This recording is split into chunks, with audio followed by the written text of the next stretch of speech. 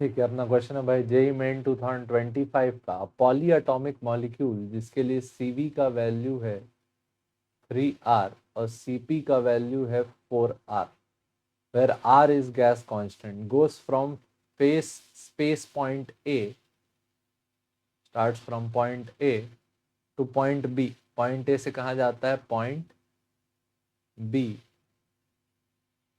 ए point की properties दी हुई है कि प्रेशर एट ए है 10⁵ पास्कल और वॉल्यूम एट ए है 4 × 10⁻⁻6 metre cube.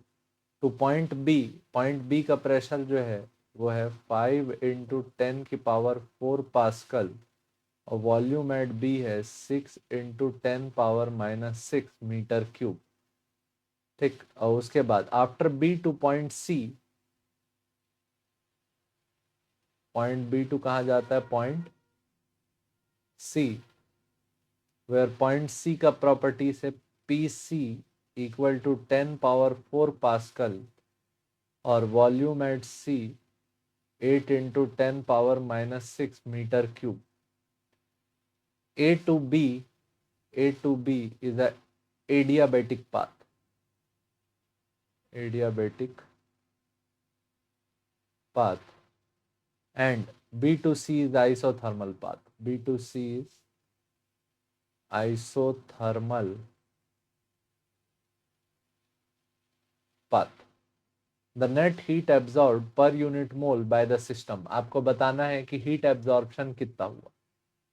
Q equal to unknown. ये जो ग्राफ है, ग्राफ किसके बीच है? P और B के बीच। प्रेशर और वॉल्यूम के अगेंस्ट ये ग्राफ दिया हुआ है हमको, ठीक है। तो सबसे पहला सीपी और सीवी दिया है, एडियाबेटिक प्रोसेस है एक, तो अपने को गामा का वैल्यू मिल जाएगा, gamma equal to CP by CV, 4R/3R, तो ये वैल्यू कितना आया? 4/3। अब जो पहला प्रोसेस है वो कैसा है? एडियाबेटिक है, तो एडियाबेटिक प्रोसेस के लिए अपन वर्क लिख लेते हैं। क्या लिख लेते हैं? वर्क। यार हीट निकालना है ना, तो फर्स्ट प्रोसेस में तो हीट एब्जॉर्प्शन हुआ ही नहीं है in first process Q1 equal to 0, क्योंकि वो एडियाबेटिक प्रोसेस है। तो सिर्फ सेकंड प्रोसेस में होगा हीट एब्जॉर्प्शन। सेकंड प्रोसेस में भी कितना हीट एब्जॉर्प्शन होगा? Q इक्वल टू W, ये हो गया Q2 equal to W plus delta U। और दूसरा प्रोसेस कैसा है? Second process is isothermal. Isothermal isothermal है, इसका मतलब कि इसके लिए टेम्परेचर क्या हो गया?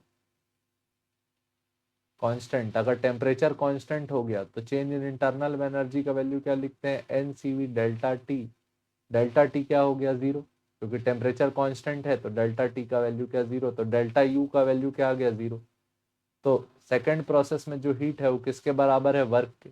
अच्छा, वर्क का वैल्यू क्या लिखोगे?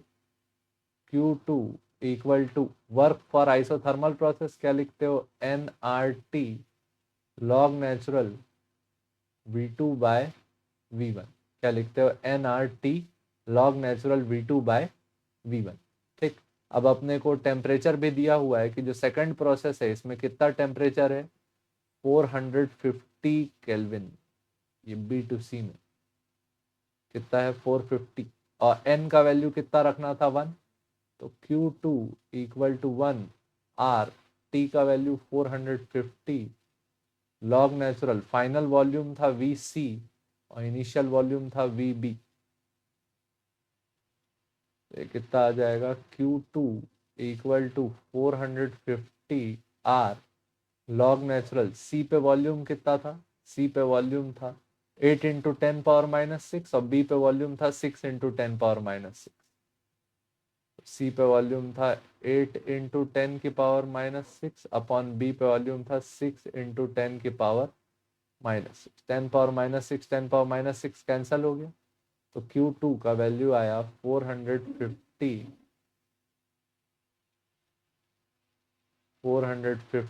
Log natural 8/6। तो Q2 का जो वैल्यू आया वो आया 450, ये हो गया 4 और ये हो गया 3 लॉग नेचुरल 4/3। तो Q2 का वैल्यू आया यहाँ से Q2 का वैल्यू आया 450 R। 450 R log natural 4 minus log natural 3। ठीक, और पहले प्रोसेस में हीट कितना था? 0, क्योंकि ये प्रोसेस कैसा था? एडियाबेटिक। सेकेंड प्रोसेस आइसोथर्मल था, तो हीट बराबर था वर्क के, तो नेट हीट इक्वल टू क्या लिखे? Q1 plus Q2। Q1 का वैल्यू कितना है? 0। Q2 का वैल्यू कितना है? 450 R log natural 4 minus log natural 3। ये तुम्हारा आंसर आ गया। ठीक, काफी सिंपल सा प्रोसेस था। पहले प्रोसेस में अपने को बस ये ध्यान रखना था कि एडियाबेटिक प्रोसेस है तो हीट तो 0 ही होगा। ठीक, बाकी ठीक है। देखने के लिए धन्यवाद। होपफुली समझ में आया होगा। जय हिंद।